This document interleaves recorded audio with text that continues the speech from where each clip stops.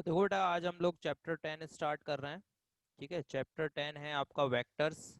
तो सबसे पहले इसकी बेसिक्स समझ लेते हैं। ठीक है, वेक्टर्स क्या होते हैं। तो ये आपने फिजिक्स में भी पढ़ा होगा वेक्टर्स के बारे में। ठीक है, तो जितनी भी फिजिकल क्वांटिटीज होती हैं, ठीक है, फिजिकल क्वांटिटीज टू टाइप्स की होती हैं बेटा। इनको टू टाइप्स में कैटेगराइज किया गया है। फर्स्ट है इसमें स्केलर स्केलर एंड सेकंड है इसमें बेटा वेक्टर। फर्स्ट स्केलर है एंड सेकंड वेक्टर। ठीक है, स्केलर क्या होते हैं? स्केलर वो क्वांटिटीज होती हैं जिनमें केवल मैग्नीट्यूड की जरूरत हो। ठीक है, मैग्नीट्यूड। तो स्केलर वो क्वांटिटी हो गई बेटा जिनमें केवल मैग्नीट्यूड की जरूरत है। और वेक्टर्स में मैग्नीट्यूड प्लस मैग्नीट्यूड के साथ साथ डायरेक्शन की भी जरूरत होती है। Magnitude plus direction. अगर मैग्नीट्यूड के साथ साथ डायरेक्शन भी आ जाए तो ऐसी क्वांटिटीज को हम क्या कहते हैं बेटा? वेक्टर क्वांटिटीज कहते हैं। ठीक है ना। तो स्केलर जैसे कि मान लीजिए टाइम है। ठीक है, टाइम एक स्केलर क्वांटिटी है बेटा, क्योंकि इसमें केवल मैग्नीट्यूड होता है। डिस्टेंस डिस्टेंस भी एक स्केलर क्वांटिटी है, इसमें भी केवल मैग्नीट्यूड होता है बेटा। ठीक है, इसके अलावा मास मास भी एक स्केलर क्वांटिटी है। वर्क वर्क भी एक स्केलर क्वांटिटी है। ठीक है, तो ये सब स्केलर क्वांटिटीज हैं क्योंकि इनमें केवल मैग्नीट्यूड होता है। क्लियर। वही अगर वेक्टर्स की बात की जाए तो वेक्टर्स में हम लोग देखें वेलोसिटी। वेलोसिटी एक वेक्टर क्वांटिटी है। ठीक है, इसके अलावा डिस्प्लेसमेंट डिस्प्लेसमेंट भी एक वेक्टर क्वांटिटी है बेटा। डिस्प्लेसमेंट। ठीक है, इसके अलावा एक्सेलरेशन एक्सेलरेशन ये भी एक वेक्टर क्वांटिटी है। क्लियर। क्योंकि इसमें मैग्नीट्यूड के साथ साथ आपको डायरेक्शन की भी जरूरत है, इसलिए ये सारी क्वांटिटीज कैसी हैं बेटा? वेक्टर क्वांटिटीज कहलाएंगी। क्लियर। अब इसके बाद देखिए बेटा, representation of vectors. Representation of vectors. Representation कैसे रिप्रेजेंट करेंगे बेटा? ठीक है, तो वेक्टर्स को हम एक एरो से रिप्रेजेंट करते हैं। वेक्टर्स को बेटा हम लोग एक एरो से रिप्रेजेंट करेंगे। जो एरो की लेंथ है वो इसके मैग्नीट्यूड को रिप्रेजेंट करेगी बेटा। ठीक है, जो लेंथ है इसकी वो मैग्नीट्यूड को रिप्रेजेंट करेगी, और इसका जो वर्टेक्स है एरो का, ये इसकी डायरेक्शन को रिप्रेजेंट करेगा। ठीक है, जो वर्टेक्स है बेटा वो इसकी डायरेक्शन को रिप्रेजेंट करेगा, और जो एरो की लेंथ है वो इसके मैग्नीट्यूड को रिप्रेजेंट करेगी। ठीक है, अब जैसे कोई भी वेक्टर क्वांटिटी लिखेंगे, मान लो ए एक वेक्टर है तो इसके ऊपर हम एक एरो लगा देंगे। ठीक है, तो ये डिनोट करेगा कि ये एक वेक्टर क्वांटिटी है। ठीक है, बी वेक्टर है तो इसके ऊपर भी एरो लगा दो तो बी क्या हो गया? वेक्टर क्वांटिटी हो गई। ठीक है, स्केलर के ऊपर एरो नहीं होगा, और वेक्टर क्वांटिटीज के ऊपर एरो लगा के उसको रिप्रेजेंट करेंगे बेटा। ठीक है ना। चलिए, इसके बाद हम लोग देखते हैं types of vectors. Types of vectors. Types of vectors. तो सबसे पहले है बेटा इक्वल वेक्टर्स। Equal vectors. ठीक है, तो देखो सबसे पहले टू वेक्टर्स इक्वल कब होंगे? तो टू वेक्टर्स जब इक्वल होते हैं जब बेटा उनका मैग्नीट्यूड और डायरेक्शन दोनों सेम हो। अगर वेक्टर्स की मैग्नीट्यूड और डायरेक्शन दोनों सेम है तो हम उन्हें बोलेंगे इक्वल वेक्टर्स। जैसे बेटा देखो यहाँ पर ये एक वेक्टर है और ये वी वेक्टर है। ठीक है, अब आप देख रहे हैं दोनों का मैग्नीट्यूड, दोनों की लेंथ बिल्कुल सेम है, और दोनों की डायरेक्शन भी बेटा सेम है। तो इसलिए ये दोनों वेक्टर कैसे हो गए? इक्वल वेक्टर हो गए, यानी A is equal to B. ठीक है, तो इक्वल जब ही होंगे जब magnitude and direction both are equal, यानी दोनों इक्वल हो, मैग्नीट्यूड भी इक्वल हो दोनों का और डायरेक्शन भी इक्वल हो, तभी हम उनको बोलेंगे इक्वल वेक्टर्स। ठीक है बेटा। इसके बाद है next opposite vectors. Opposite vectors. ठीक है, अपोजिट वेक्टर्स क्या होंगे बेटा? अपोजिट वेक्टर्स में अगर डायरेक्शन एक दूसरे के अपोजिट हो, ठीक है, डायरेक्शन अपोजिट हो लेकिन मैग्नीट्यूड सेम हो। मैग्नीट्यूड कैसा हो बेटा? सेम, लेकिन डायरेक्शन कैसी हो? अपोजिट। तो आप देख रहे होगे यहाँ पर, ये देखिए इसकी डायरेक्शन इस तरफ है, ये वेक्टर ए है, इसकी डायरेक्शन इस तरफ है, और ये वेक्टर बी है, इसकी डायरेक्शन इस तरफ है।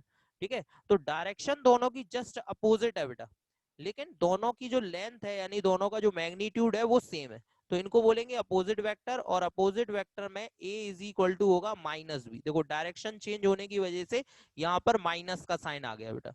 ठीक है, तो यानी कि अगर डायरेक्शन चेंज होगी तो यहाँ माइनस आ जाएगा वेक्टर्स में। ठीक है बेटा। तो यहाँ पर मैग्नीट्यूड दोनों का सेम है लेकिन डायरेक्शन दोनों की अपोजिट है, तो दीज आर अपोजिट वेक्टर्स। ठीक है बेटा। नेक्स्ट देखिए, नेक्स्ट है यूनिट वेक्टर, यूनिट वेक्टर्स। ठीक है, इसको थोड़ा सा ध्यान से समझना। यूनिट वेक्टर्स क्या होते हैं बेटा? It has unit magnitude. अगर यानी कि अगर मैग्नीट्यूड जो है 1 है, किसी वेक्टर का मैग्नीट्यूड 1 है, तो उसको हम बोलेंगे यूनिट वेक्टर। ठीक है, यूनिट वेक्टर जिनका मैग्नीट्यूड 1 हो, इनको हम इस तरह से रिप्रेजेंट करेंगे। मान लीजिए ए कोई यूनिट वेक्टर, तो इसके ऊपर कैप का साइन लगाएंगे। ठीक है, कैप का साइन लगा के रिप्रेजेंट करते हैं यूनिट वेक्टर्स को। ठीक है, अब देखिए जो एक्स एक्सिस, वाई एक्सिस और जेड एक्सिस होती है, ठीक है, ये मान लीजिए ये एक्स एक्सिस है, ये वाई एक्सिस है और ये जेड एक्सिस है। ठीक है ना। तो एक्स एक्सिस, वाई एक्सिस और जेड एक्सिस की डायरेक्शन में यूनिट वेक्टर क्या होता है बेटा? एक्स एक्सिस की डायरेक्शन में यूनिट वेक्टर होता है आई कैप, वाई एक्सिस की डायरेक्शन में यूनिट वेक्टर होता है जे कैप, और जेड एक्सिस की डायरेक्शन में यूनिट वेक्टर होता है के कैप। तो ध्यान रखिए यूनिट वेक्टर हमेशा डायरेक्शन को रिप्रेजेंट करते हैं बेटा, क्योंकि इनका मैग्नीट्यूड तो 1 होता है, तो मैग्नीट्यूड से मतलब नहीं है। ठीक है, केवल डायरेक्शन से मतलब है। तो एक्स एक्सिस की डायरेक्शन को कौन रिप्रेजेंट करता है बेटा? आई कैप। वाई एक्सिस की डायरेक्शन को जे कैप और जेड एक्सिस की डायरेक्शन को के कैप। क्लियर? यानी कहीं पर अगर आई कैप लगा है तो हम समझ जाना चाहिए कि यहाँ पर एक्स एक्सिस की डायरेक्शन में बात हो रही है। ठीक है, तो ये सब आई कैप, जे कैप और के कैप, ये सब एक्स, वाई और जेड एक्सिस के यूनिट वेक्टर है बेटा। ठीक है, इसके बाद हम आते हैं पोजीशन वेक्टर पर। पोजीशन वेक्टर क्या होता है बेटा? Position vector, position vector. ठीक है, तो देखिए ध्यान से, पोजीशन वेक्टर क्या होता है? मान लीजिए यहाँ कोई भी पॉइंट है, ठीक है, यहाँ कोई एक पॉइंट ले लेते हैं, ठीक है, और इस पॉइंट को हम ओरिजिन से ज्वाइन कर देते हैं। ये ओरिजिन है, ओरिजिन से हमने इस पॉइंट को ज्वाइन कर दिया बेटा। ठीक है, ये पॉइंट ज्वाइन हो गया ओरिजिन से। क्लियर? अब यहाँ पर ये O है और ये P हो गया। ठीक है ना, OP। क्लियर? अब देखिए यहाँ पर इस OP वेक्टर को हमें यहाँ पर निकालना है। ठीक है, ये P के जो कोऑर्डिनेट है, ये मान लीजिए एक्स वाई जेड है। ठीक है, P के कोऑर्डिनेट क्या है बेटा? एक्स वाई जेड है। ठीक है, तो P का जो पोजीशन वेक्टर होगा वो होगा वेक्टर OP। P का पोजीशन वेक्टर क्या होगा बेटा? Vector OP where O is origin. तो पोजीशन वेक्टर ऑफ P हम कैसे लिखेंगे बेटा? X I cap plus Y J cap plus Z K cap.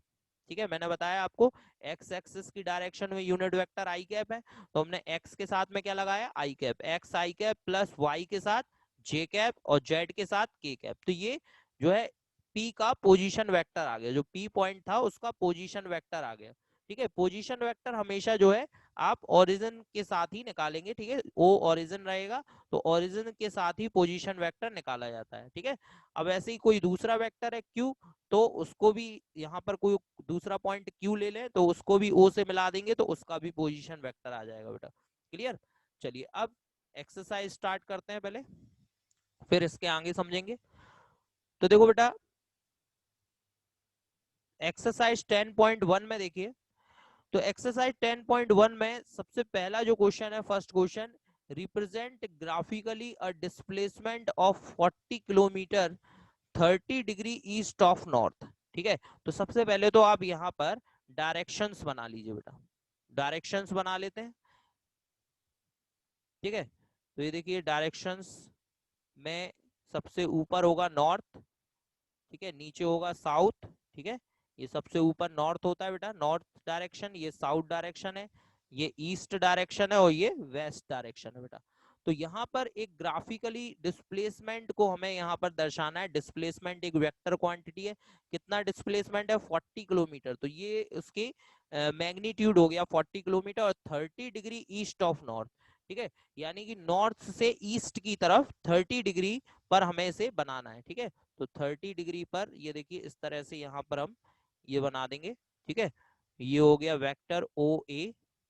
ठीक है, ओ ए वेक्टर, और ये जो है नॉर्थ से 30 डिग्री ईस्ट की तरफ है, नॉर्थ से 30 डिग्री ईस्ट की तरफ, और इसकी जो लेंथ है वो कितनी है बेटा? 40 किलोमीटर। ठीक है, तो नॉर्थ से 30 डिग्री ईस्ट की तरफ एक हमने लाइन ड्रॉ कर दी और उसकी लेंथ हमने कितनी मेंशन कर ली 40 किलोमीटर, तो ये वेक्टर हो गया बेटा। ठीक है, तो इसको बस ग्राफिकली हमें रिप्रेजेंट करना था, तो ये इसका रिप्रेजेंटेशन हो गया। क्लियर। इसके बाद देखिए classify the following measures as scalar और वेक्टर। इसमें बस आपको बताना है इसमें कौन सा स्केलर है कौन सा वेक्टर। तो आप जानते हैं स्केलर्स जैसे कि केजी। अब केजी किसकी यूनिट है बेटा? मास की यूनिट है, तो ये कैसी क्वांटिटी है? स्केलर क्वांटिटी है ना। मास कैसी क्वांटिटी होता है? Scalar quantity. तो इसलिए 10 केजी ये स्केलर क्वांटिटी हो गया। अब जैसे यहाँ क्या लिखा है, मीटर नॉर्थ वेस्ट, तो मीटर भी लिखा हुआ है और नॉर्थ वेस्ट भी लिखा हुआ है, नहीं डायरेक्शन भी दी हुई है, तो यानी कि ये डिस्प्लेसमेंट दिया हुआ है बेटा। डिस्प्लेसमेंट दिया है तो ये कैसी क्वांटिटी हो गई बेटा? ये वेक्टर क्वांटिटी हो गई। क्लियर। तो इस तरह से आप यहाँ पर निकाल सकते हैं कि ये इनमें से कौन सी स्केलर क्वांटिटी है और कौन सी वेक्टर क्वांटिटी है। ठीक है, नेक्स्ट देखते हैं फिर। इसके बाद देखिए यहाँ भी हमें स्केलर और वेक्टर्स को क्लासिफाई करना है, बिल्कुल सेम क्वेश्चन नंबर सेकंड की तरह ही है। जैसे टाइम पीरियड, अभी मैंने बताया था आपको कि टाइम जो है वो स्केलर क्वांटिटी होता है बेटा। तो टाइम पीरियड क्या हो गया? Scalar quantity. डिस्टेंस क्या है? ये भी स्केलर है। ठीक है, डिस्टेंस भी स्केलर है। ठीक है, फोर्स, फोर्स आपका वेक्टर क्वांटिटी होता है। वेलोसिटी अभी मैंने बताया था वेक्टर क्वांटिटी होता है वेलोसिटी। वर्क डन ये स्केलर होता है, वर्क जो है वो एक स्केलर क्वांटिटी है। ठीक है ना बेटा। Next, in figure 10.6 square identify the following vectors. ठीक है, ये एक स्क्वायर हमें दिया हुआ है देखो यहाँ पर फिगर में। अब यहाँ पर हमें ये वेक्टर्स आइडेंटिफाई करने हैं। को इनिशियल वेक्टर, को इनिशियल बेटा जो एक ही पॉइंट से स्टार्ट हो। ठीक है, को इनिशियल का मतलब है ऐसे वेक्टर जो एक ही पॉइंट से स्टार्ट हो, उन्हें हम बोलते हैं को इनिशियल वेक्टर।